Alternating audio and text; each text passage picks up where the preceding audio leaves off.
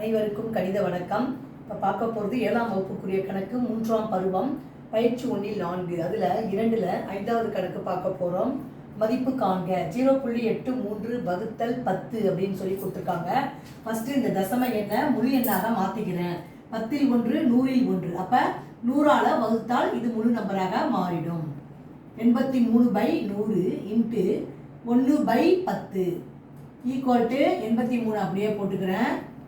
Divided by எத்தனை 1 பக்கத்தில் 100 10 பெருக்குனீங்கன்னா என்ன வந்துடும்? 1000 வந்துடும். 3 பூஜ்ஜியம்.